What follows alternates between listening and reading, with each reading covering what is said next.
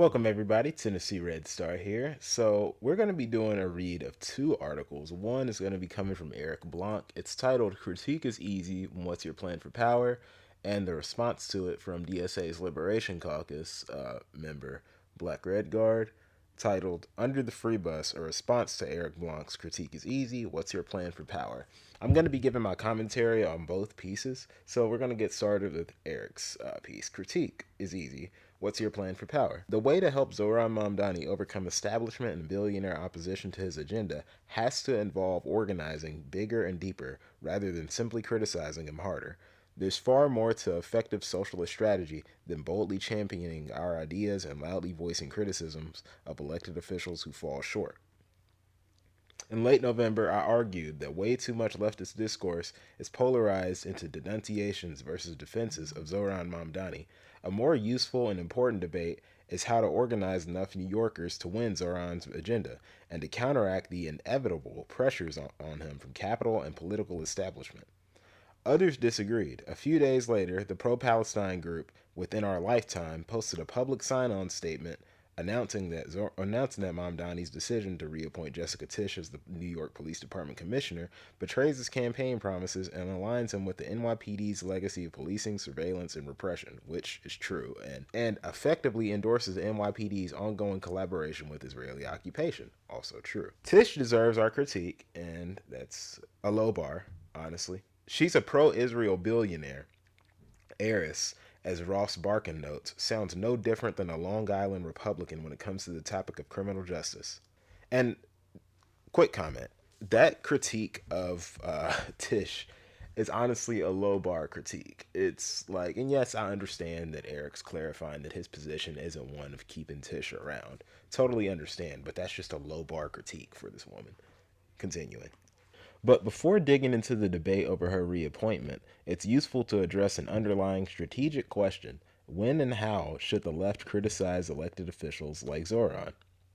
Criticism is good, but what kind? On the general question of whether it's necessary for socialists to criticize left elected officials, history is full of examples of movements demobilizing and subordinating themselves to their friends in power. It would be a tragedy if that happened in New York City. Given the constraints and pressure he is under and the overall weakness of working class organization after 50 years of neoliberalism, and honestly, I think that really oversimplifies how the U.S. left, the U.S. American left, got where it is. It's not just 50 years of neoliberalism. That's way too simplistic. There were strong left movements in this country that were literally torn apart brick by brick. Like the left as it is in the U.S. is rebuilding from the ground up. Continuing. Mayor Mamdani is bound to make many decisions the left will disagree with. True.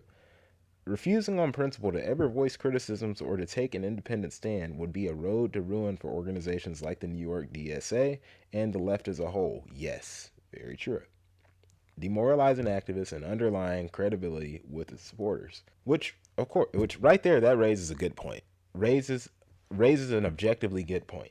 Yes, refusing on principle to ever voice criticisms or to take an independent stand would destroy the credibility of organizations, not just NYC DSA, but DSA as a whole, because throughout the success of and the rise of Zohran's campaign, his name became associated with DSA. When you thought, a lot of people when they thought of DSA, they thought of Zohran, and a lot of people when they thought of Zohran, thought of DSA. With that being said, that's going to translate into his administration. So when he inevitably makes horrible mistakes, capitulates, we have to be there to hold his feet to the fire. We have to be there to criticize him and struggle for course correction. Because otherwise, if we aren't doing that, what credibility do we have? Continuing. But there's no shortage of leftists who are generally willing to disagree with or diverge from our new mayor and other politicians. Many NYC DSA leaders argued in favor of the chapter endorsing New York City Council member Chi Osei's bid to primary Hakeem Jeffries, despite Mamdani's vocal opposition. Now, quick comment, his vocal opposition wasn't only just like that Chi Osei shouldn't primary Hakeem's or that he's not taking a position. No, he when asked, said that he would support Hakeem Jeffries not only remaining in office but remaining the House Majority Leader of the Democratic Party. Now, there are many problems with running in the Democratic Party. That's a genocidal, imperialist, capitalist party that cannot and will not be reformed. It's known as the graveyard for social movements for a reason. So, honestly, the first mistake there is running within the Democratic Party. But nonetheless, Zoran's vocal opposition wasn't simply as just he didn't support that particular person challenging Hakeem Jeffries. No, it's he doesn't support a challenge to Hakeem Jeffries whatsoever right now, and supports Hakeem Jeffries remaining in his position, despite the fact that Hakeem Jeffries didn't even endorse him until like a few days before the election. Continuing, most currents of the DSA supported a public statement criticizing Rep. Alexandria Ocasio-Cortez's vote against an amendment blocking funding for Israel's Iron Dome. For my part, this week I wrote on Twitter, instead of asking for more donations, would love to see Zoran start asking his supporters to join mass organizing fightbacks. Even the savviest governance and comm strategies can't get far without more people on the ground. True. We can visualize the left's approach on criticizing allied politicians as a spectrum, with openness to criticizing left electeds on one side and never criticize left electeds on the other. Apart from those who end up muting their voices because they join an administration or become staff of an elected official, most U.S. radicals today are quite far on the open to criticizing edge of the spectrum. But contrary to what some very online leftists believe, I think that's just such like a loaded term, honestly. Yes, there are some people who are very like online, like very very chronically online. You generally know those types when you do, but this article, considering he brought up the within our lifetime organization, those are actual organizers, and I think you got to remember that we're in the age of social media. Everyone's kind of online to some extent. Now, I get very online means very online. However, in the context that it's used here, it's almost used as like a loaded term, like almost like a buzzword. Very online leftists, because like I mean, dude, what you type this on Jacobin, not a newspaper, not a zine, not a pamphlet. This is on Jacobin. This was shared on your Twitter account. To use the term very online leftist in the context of people who criticize Zoran Mamdani for his decision to keep Tish is interesting. Continuing though, but contrary to what some very online leftists believe, there's far more to effective socialist strategy than a willingness to boldly champion our ideas and to loudly voice criticisms of electeds who fall short. If that's all it took, we'd have reached socialism long ago. One frustrating thing about the debate over Tish is that we were mostly talking past each other. While supporters of the within our lifetime statement foregrounded the importance of criticizing politicians, critics like myself tried adding an additional dimension to the discussion. How much power do we currently have to confront the NYPD? And I kind of chuckled there reading that because, I mean, look, two things. When you're holding an executive position of which you don't have a lot of backing in the legislative branch or in the judicial branch to fulfill your agenda, you're already fighting an uphill battle. You're also fighting an uphill battle by being in the Democratic Party, by running on their ticket as one of their candidates. You're already fighting an uphill battle. That is a corporate controlled, genocidal, capitalist party. I don't care how many times that needs to be repeated. You cannot reform that party. The Democratic Party changes you. You don't change it. That needs to be understood.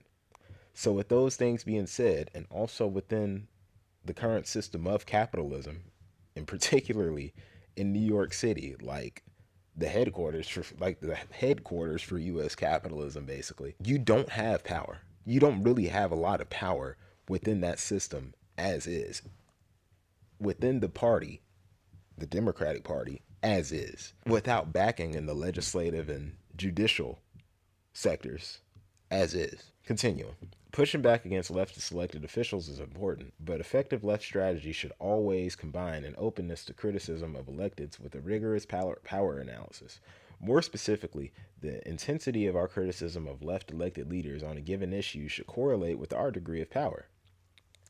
And what's what's his definition of power? I'm curious to know what exactly is his definition of power, because if we've already established that you have a limited amount of, an extremely limited amount of power within an imperialist, pro-genocide, pro-capitalist, pro-Zionist party and a capitalist system, and basically the headquarters of U.S. capitalism, without a significant enough amount of backing in the legislative and judicial sectors, and you have that executive seat, what's your definition of power? Continuing. Let me give two examples.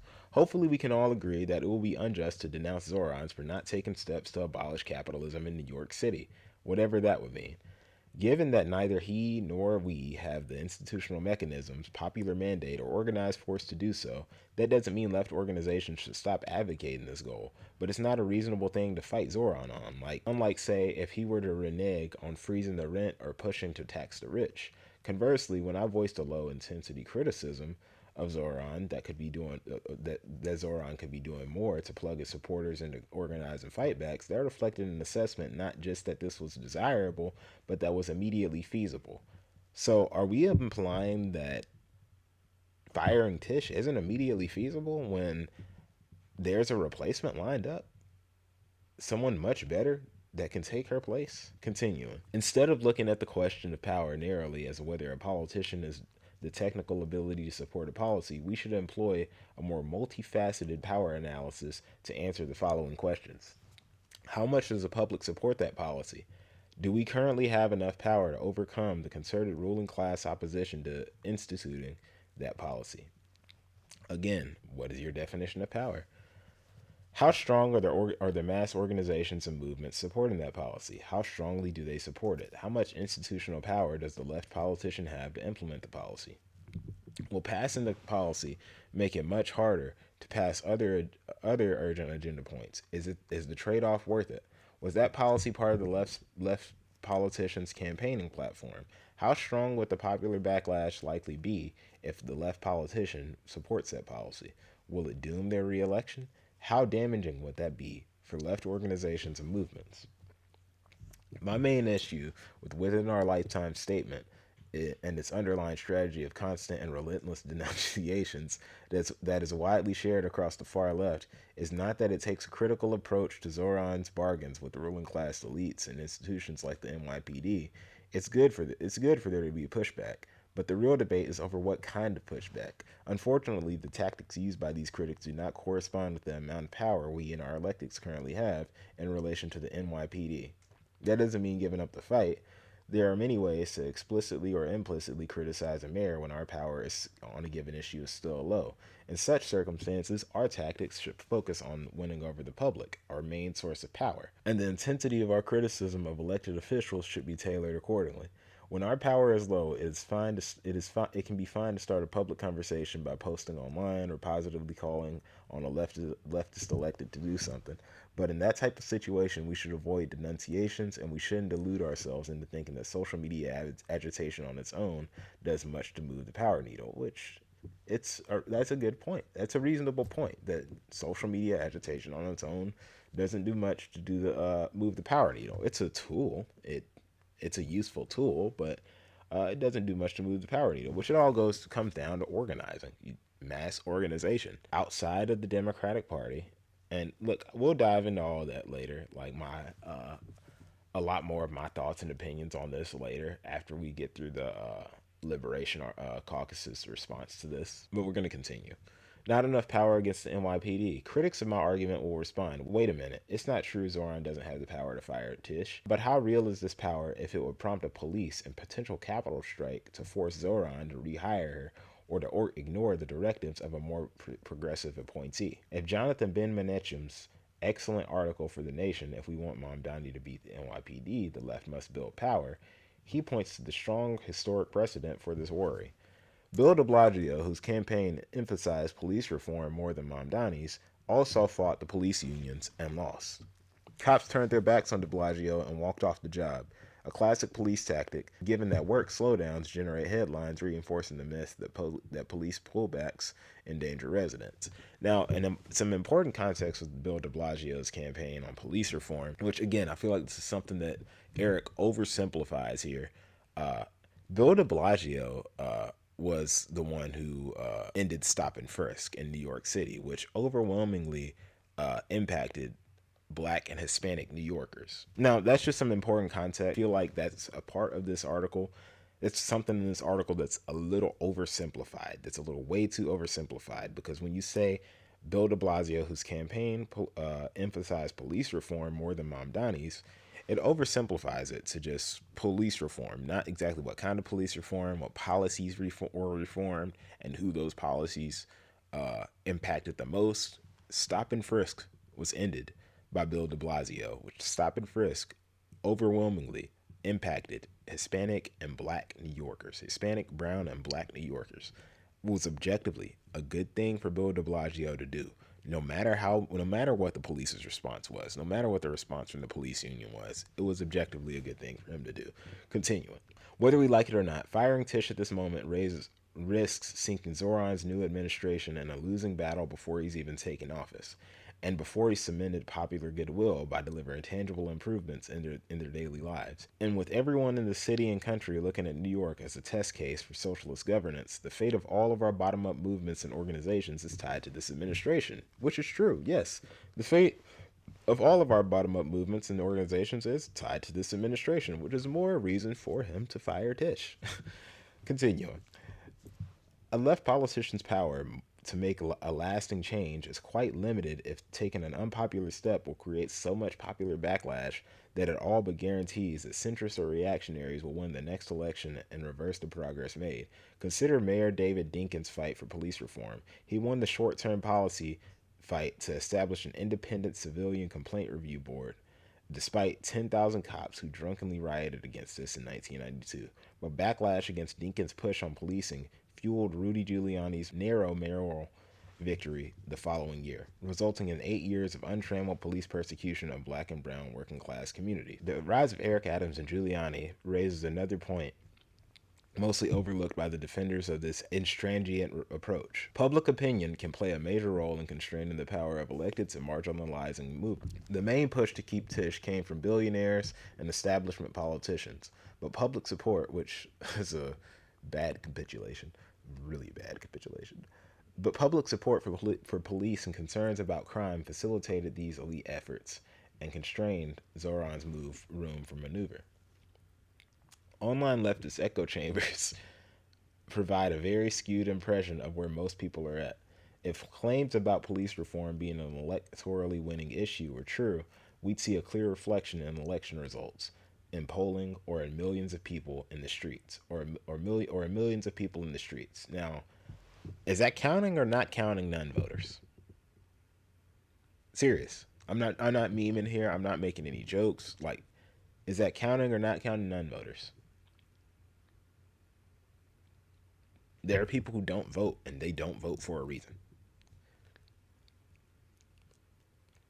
So ask again, is that counting or not counting non-voters? Because there are non-voters who have opinions too. There are people who have opinions that don't vote in elections. Continuing.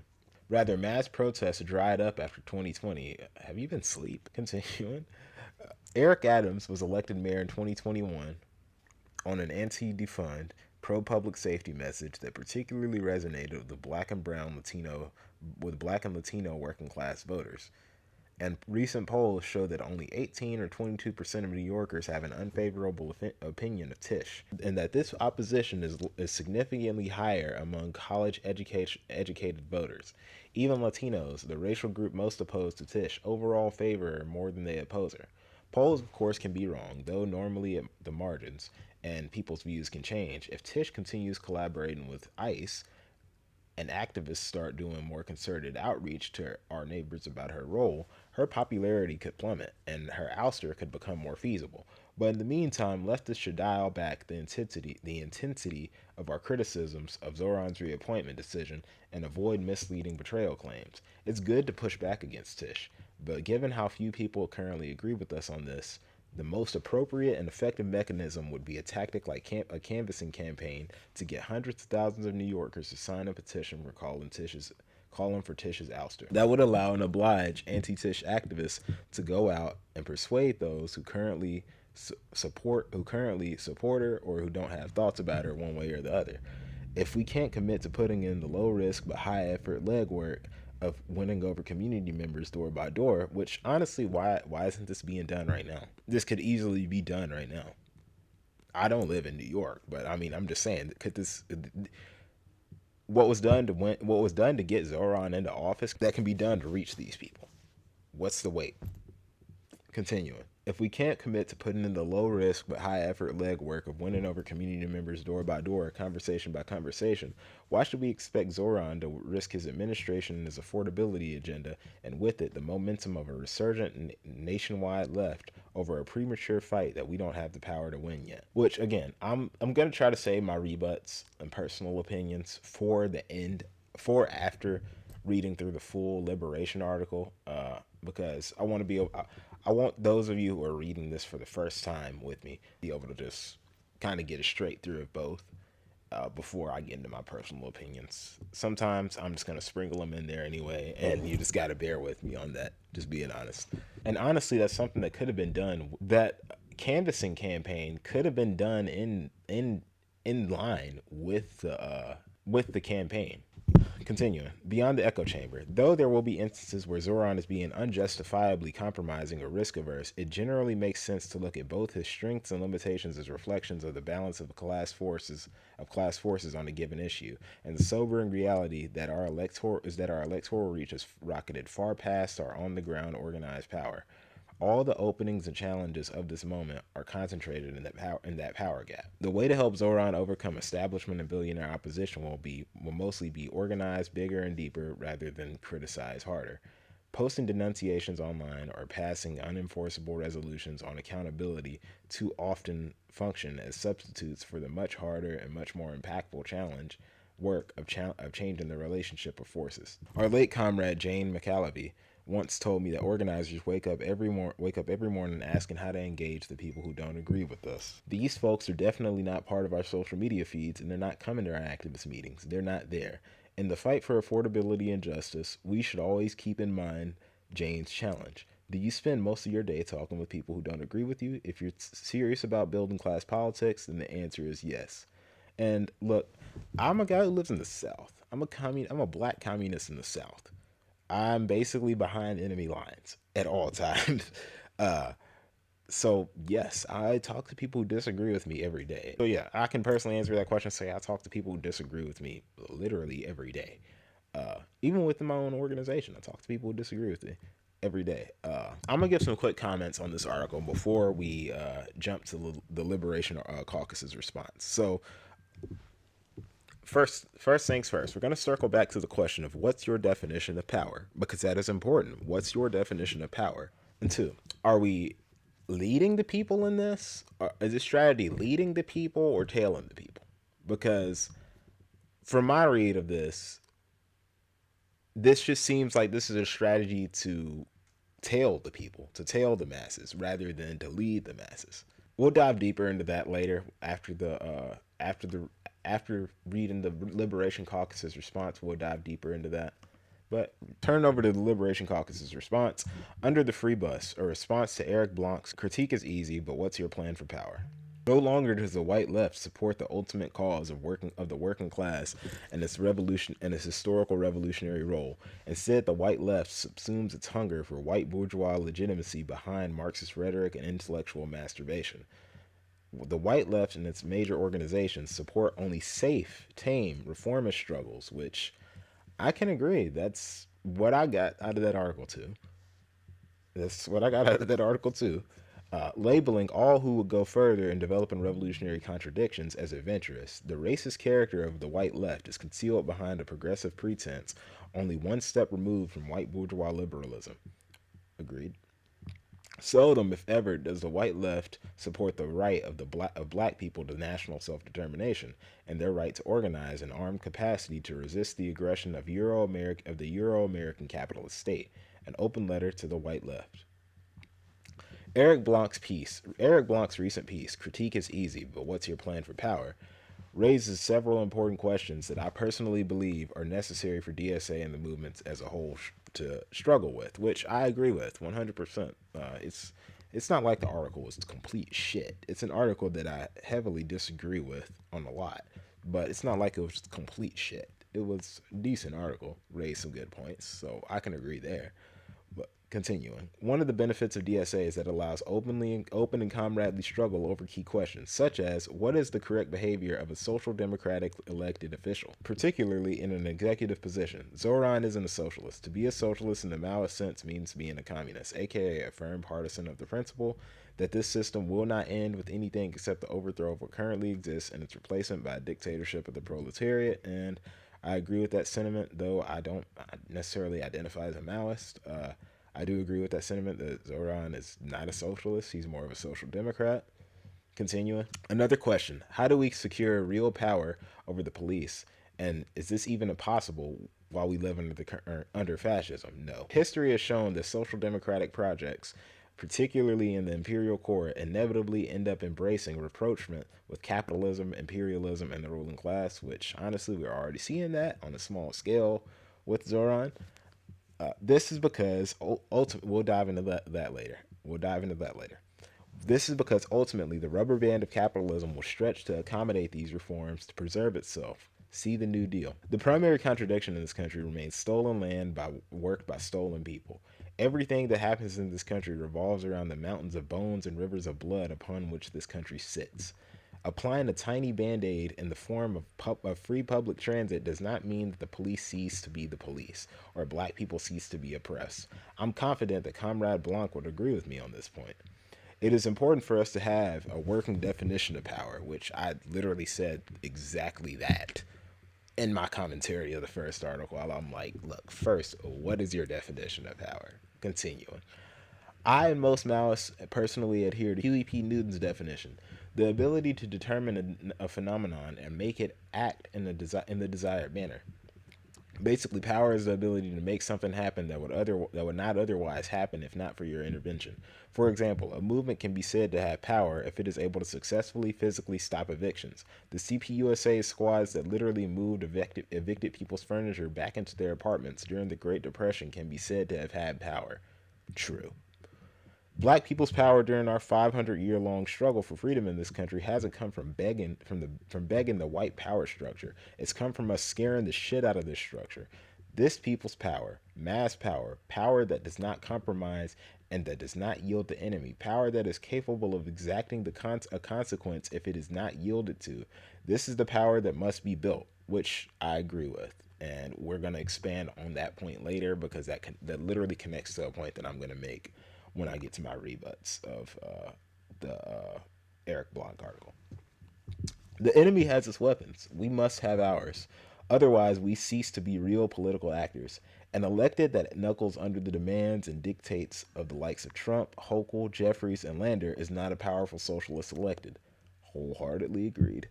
And if he feels free to disregard the democratic will of his own organization, what type of message does that send to the masses? More importantly, what type of message does that send to the enemy? Many comrades speak endlessly of building power without knowing what power is. Yet they oppose things such as mutual aid involvement, which is fucking asinine to me. How the fuck can you talk about building power if you're anti-mutual aid and you view mutual aid as charity instead of solidarity? Like, look, we'll dive further into that later, but I've always thought that was the most ridiculous, fucking asinine bullshit. Someone being against mutual aid involvement, like, do you even fucking think? Like, think about that. Let that fucking sink in, man. Like, you can probably hear how much that irritates me, just based off like the way I'm saying that. Anyway, continuing. Yet they oppose things such as mutual aid involvement, coalition building with militant organizations, and militant tenant organizing that can actually build real power. A lot of comrades in DSA remain enchained and enthralled by the trappings of bourgeois power. A city council seat flipped here, a democratic socialist that loses by a 10% margin there. Many comrades seem to think, even if they deny it, that these are the only legitimate ways that power can be exercised. They see tenants' rights organizing as being the exclusive purview of lawyers and professionals, chaining the tenant masses to the rules of the class that seeks to evict them. They see the struggle against ICE as an endless parade of Know Your Rights training, which are good. Attend one. Very true. Attend to the Know Your Rights training when it comes to ICE and Border Patrol.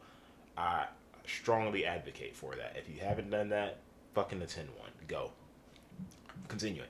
If the ruling class doesn't give a fuck about your right, doesn't give a shit about your rights, you may have to do a bit more than simply know them, though. Reforms are extracted through militant struggle, not doled out from on high. And as the recent machinations of the Trump administration, his Congress, and his Supreme Court have demonstrated, they are always at risk. My people are only able to vote because thousands of black people were willing to literally fight and die for this right. We have to consistently broaden our horizons and remain fixed on the communist necessity. Reformism is not simply the fight for reforms, which all communists see as worthy of engagement, and electoralism is not simply participating tactically in the electoral process. Reformism and electoralism are rightist errors that come when one sees reforms and elections as a sum total of the revolutionary movement, in practice or in theory or both. This is a bourgeois sentiment in the ranks of the socialist movement. In the United States, this line carried to its logical conclusion results in rapprochement with an eventual liquidation into the Democratic Party. Again, the Democratic Party is known as the graveyard for social movements for a reason, which will never be under the control of any socialist, no matter how much some of our comrades lie to themselves. Marxism is the ruthless criticism of all that exists, ourselves, our organization, our electeds. Nothing is above critique. Criticizing the very concept of critique, as many comrades do, is a demonstration of the lack of formality with the ABCs of Marxism and a manifestation of liberalism. Malraux, liberalism stems from petty bourgeois selfishness. It places personal interests first and the interests of the revolution second, and this gives rise to ideological, political, and organizational liberalism. People who are liberals look upon the principles of Marxism as an abstract dogma. They approve of Marxism but are not prepared to practice it or practice it in full. They are not prepared to replace their liberalism with Marxism. These people have their Marxism, but they have their liberalism as well. They talk Marxism but practice liberalism. They apply Marxism to others but liberalism to themselves. They keep both kinds of goods in stock and find a use for each. This is how the minds of certain people work. Liberalism is a manifestation of opportunism and conflicts fundamentally with Marxism. It is negative and objectively has the effect of helping the enemy. That is why the enemy welcomes its preservation in our midst. Such being its nature, there should be no place for it in the ranks of the revolution. There is, of course, a difference between unprincipled critique or even outright hurling of demonstrably untrue insults. DSA is half Zionist, which is untrue. I get it. It was founded by a fucking liberal Zionist, Michael Harrington. That guy's long gone, and the organization is much different now than it was during his time. Continuing. But there is a trend to affiliate any criticism whatsoever of DSA electeds that capitulate and make bad/unnecessary concessions, as Zoran has, as being wholeheartedly bad faith or even conductive to wrecking our organization's electoral work. There is no basis for this. Comrade Blanc, thankfully, acknowledges that Tish is worthy of critique. A low bar. Like I said, I agree. It's a low bar. His critique of Tish. And also acknowledges that Zoran and electeds in general should be criticized. This is good, but still a low bar.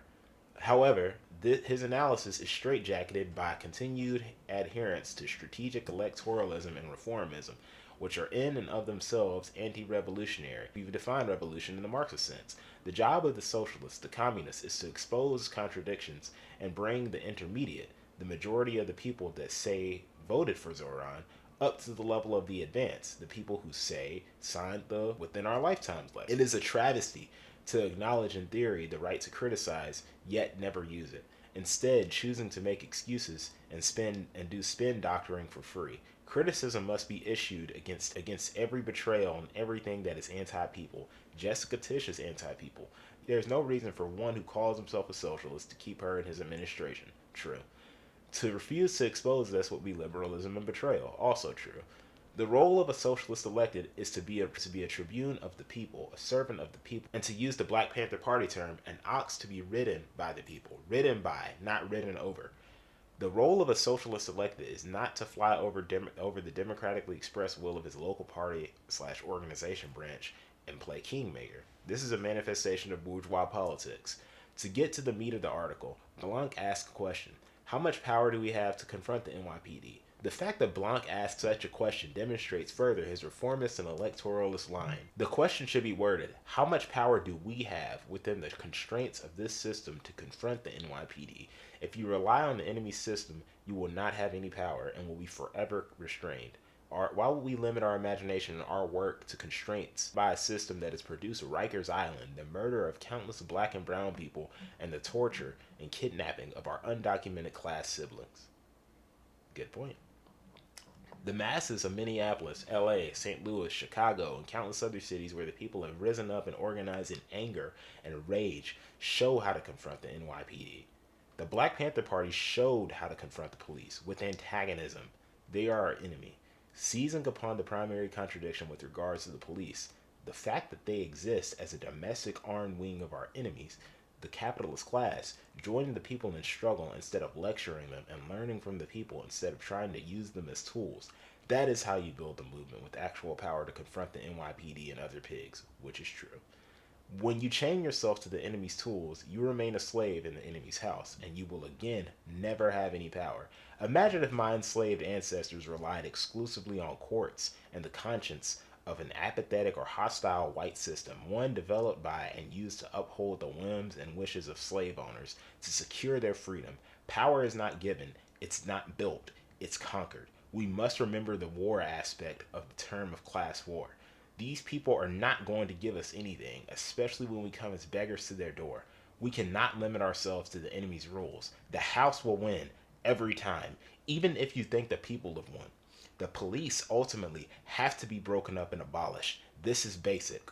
Blanc says, more specifically, the intensity of our criticism of left-elected leaders on a given issue should correlate with the degree of our power. Does objective right and objective wrong not exist? Criticism should be made of wrong things, things that harm the people, and things that betray our movement and our allies, which Keeping Tish Around does.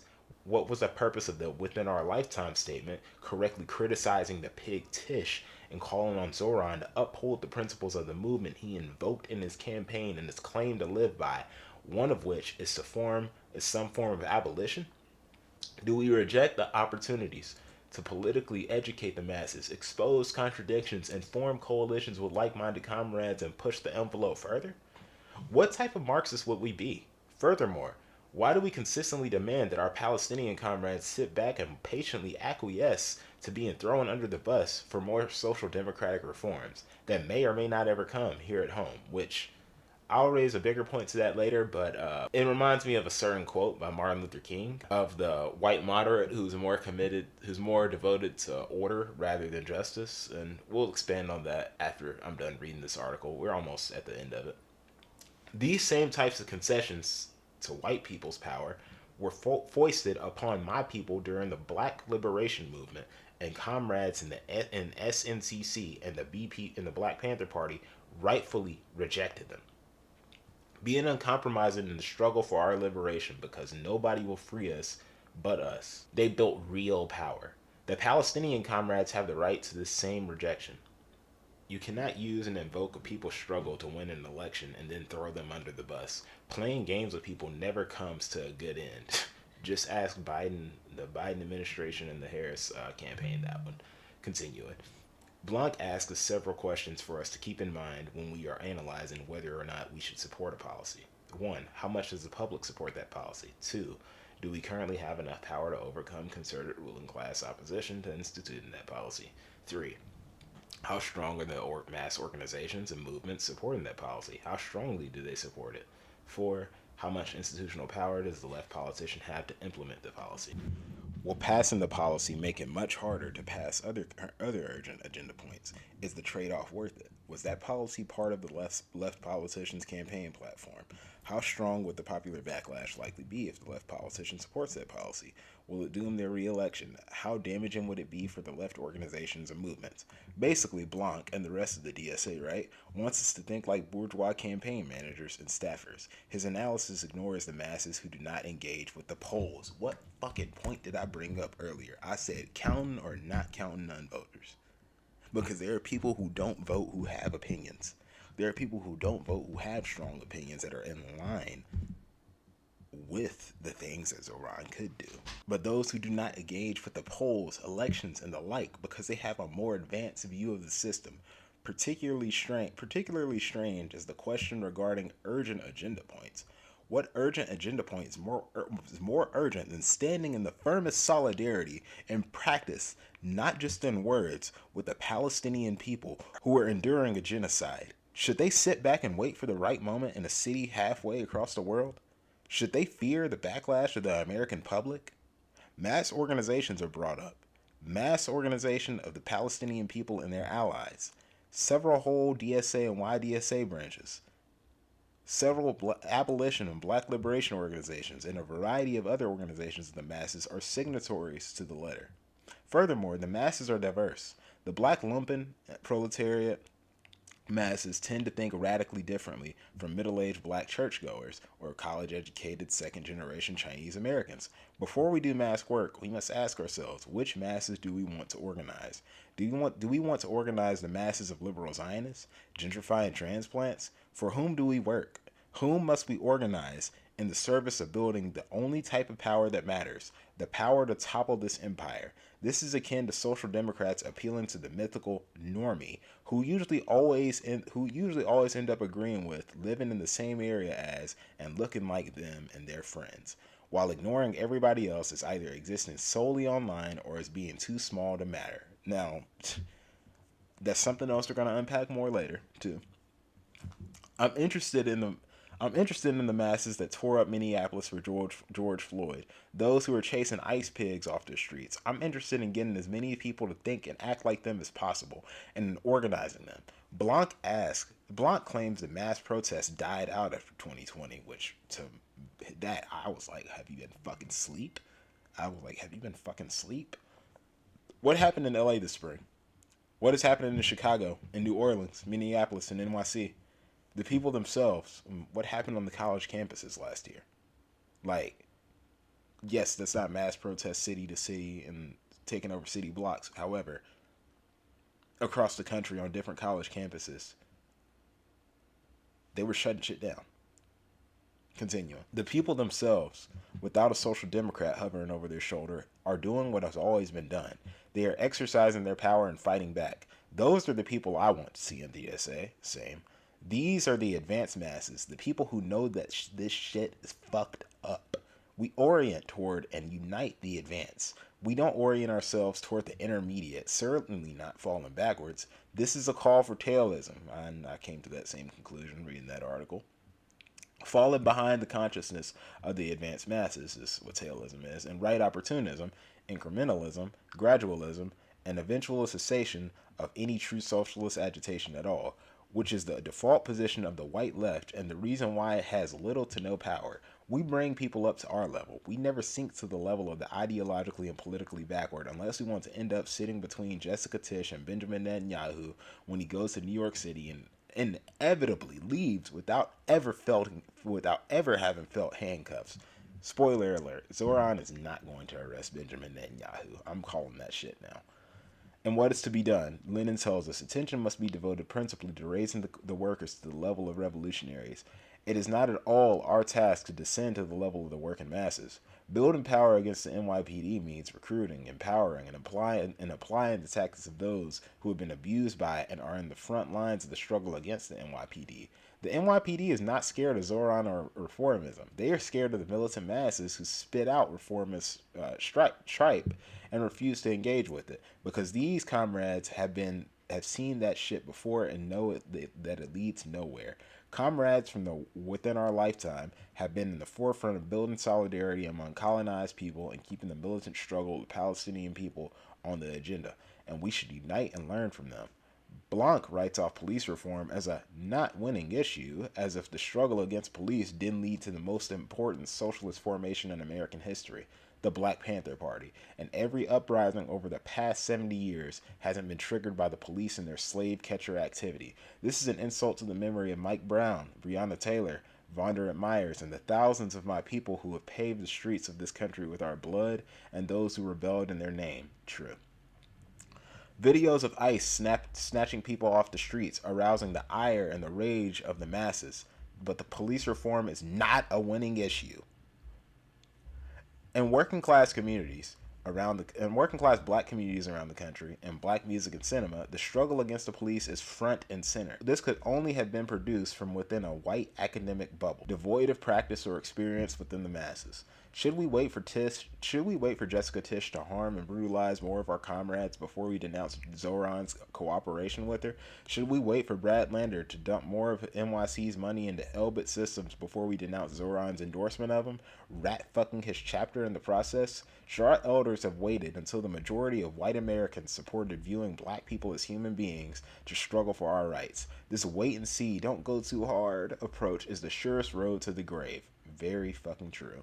Socialist leadership means doing what is right, uniting the people to stand in the vanguard of these struggles, and winning over the intermediate through principled, uncompromising leadership. Compromises should be benefit of the people, not ourselves. That is how we begin to organize deeper and harder. Learn from Huey, not Bernie. And I could not agree more. Liberation Caucus response, especially the end. Learn from Huey, not from Bernie, because one of these guys is a part of a movement that actually brought about some level of institutional change. You know, the free breakfast program, the Black Panther Party led to school children being fed breakfast in public schools, and the Black Panther Party got the closest of any left group in this country to revolution. Yeah, I think they have more. I think those people have more credibility than a senator from Vermont who made a deal with the Democratic Party to never start a workers' party in exchange for them never putting up a challenger against him, being that he's an independent who caucuses with the Democrats.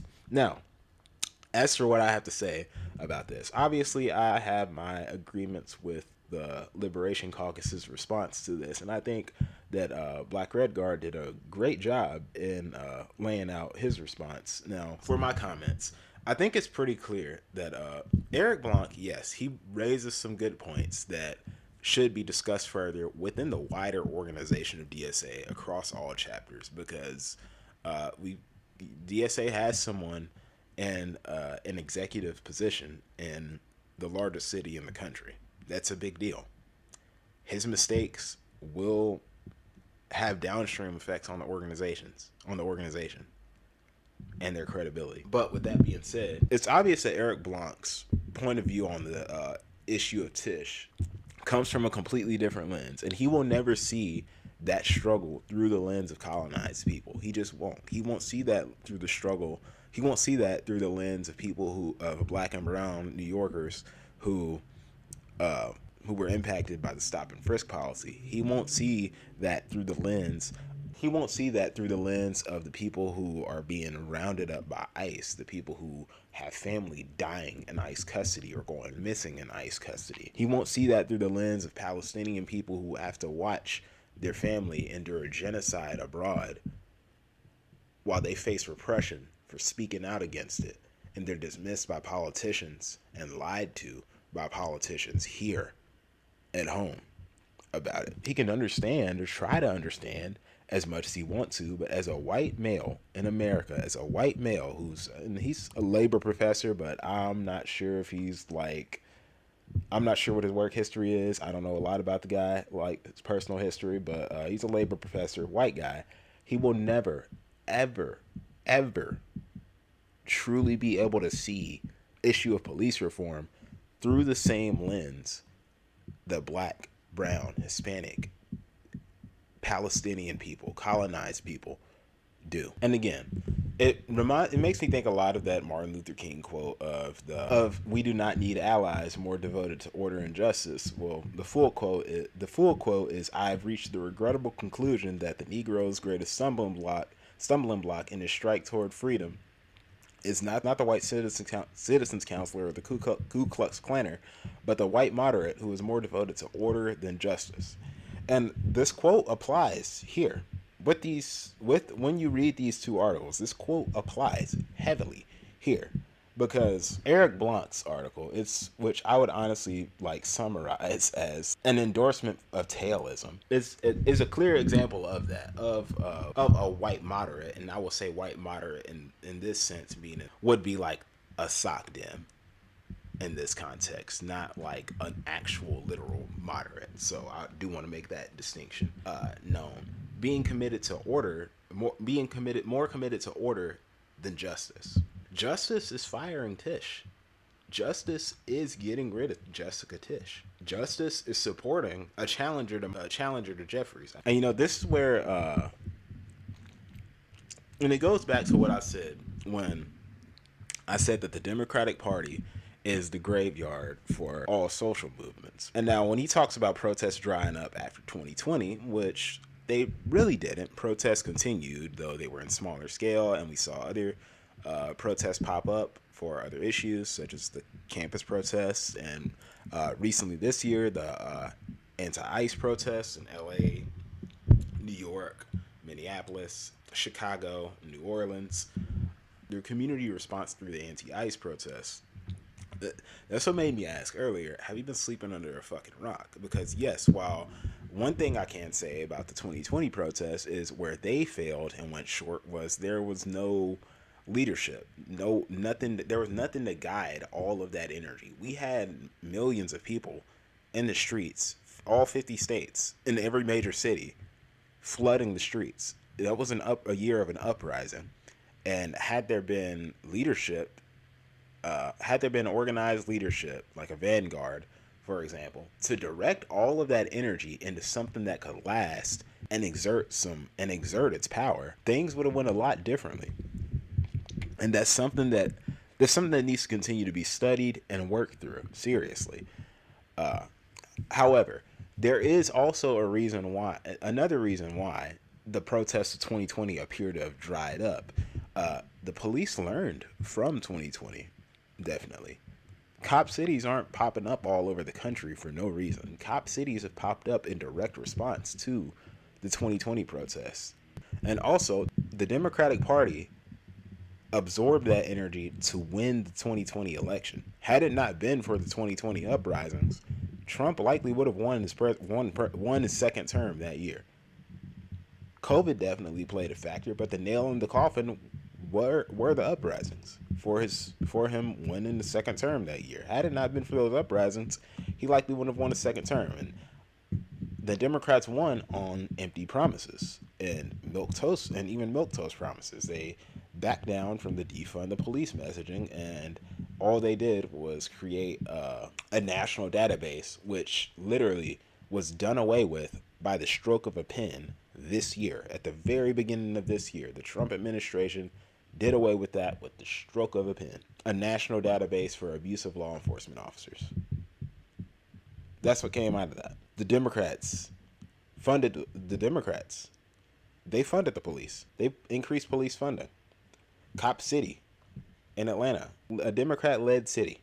That's a Democrat-led city, Democrat-led mayor. People died resisting Cop City in a Democrat-led city. But despite this, people are still in the streets. And there will be another moment, like 2020. There will be another moment. I don't have a crystal ball, so I can't tell you when. But just looking back at history and using logic, that a moment like that is inevitably gonna come again.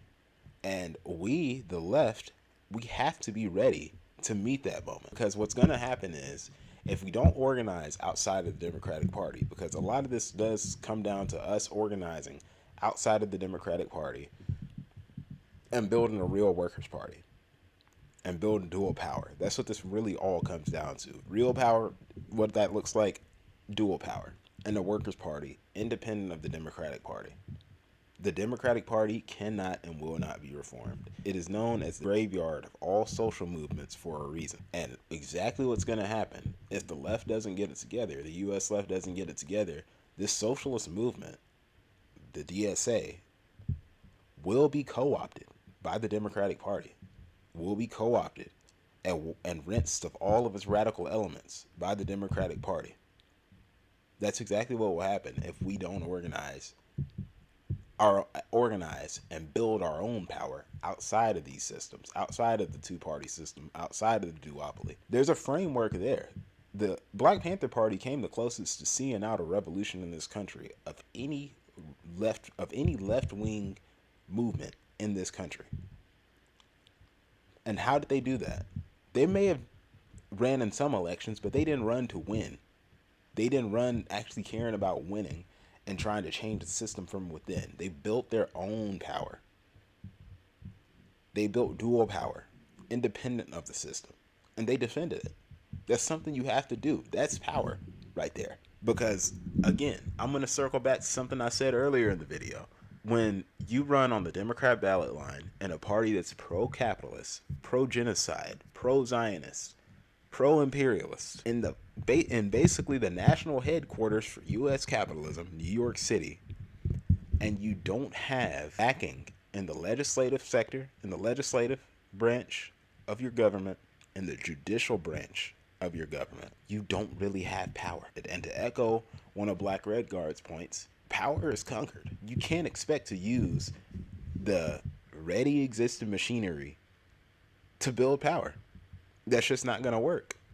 It wouldn't take Zoran to fire Tish for him to face backlash from Capitol and from the police. They already don't like him. He's already in hostile territory. She came out and apologized for some words that her brother said about him, calling him a terrorist or a Hamas terrorist or some shit like that.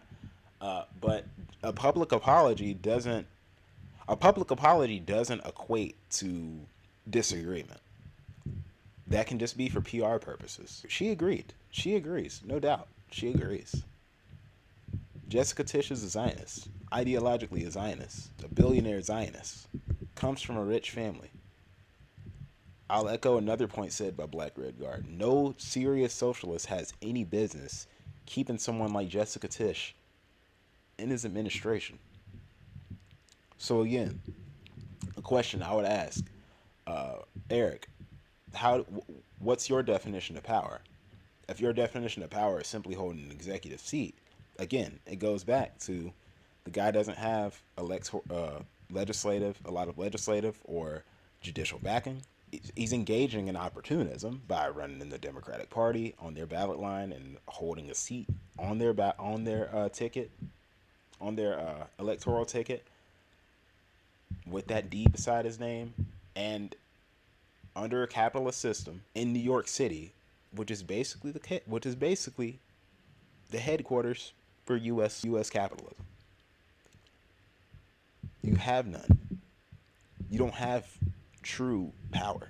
So I've already done a reading of this text on the channel, The Tragic Events in Chile by Enver Hoxha. You can go read it and listen to that here, but we're going to read a relevant excerpt from it. So here we go. Could the big Chilean landowners who saw their estates distributed to the poor peasants forgive him for pursuing this course and this activity?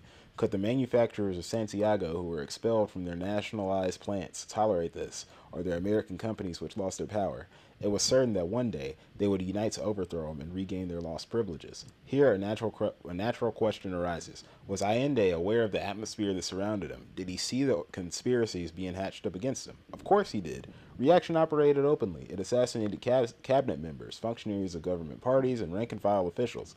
It instigated and directed the organization of the counter-revolutionary strikes of the truck workers, merchants, doctors, and other petty bourgeois strata. Finally, it tried to strengthen the military coup in June, which proved abortive. Several plans of the CIA for the overthrow of the lawful government were discovered. These attacks by internal and external reaction would have been significant to sound the alarm and make Allende reflect. They would have been ample reason to implement the great law of every revolution, that counter-revolutionary violence must be opposed with revolutionary violence. But President Allende did nothing, made no move. Certainly, he cannot be accused of a lack of ideals. He loved the cause for which he had fought with all his heart. To the end, He believed in the justice of that cause. He did not lack personal courage and was ready to make, and did in fact make, the supreme sacrifice. But his tragedy was that he believed he could convince the reactionary forces through reason to give up their activity and relinquish their past positions and privileges in their own goodwill. In Chile, it was believed that the relatively old established democratic traditions, parliament, legal activity of the political parties, the existence of a free press, etc., were an insurmountable obstacle to any reactionary force which might attempt to seize power by violence.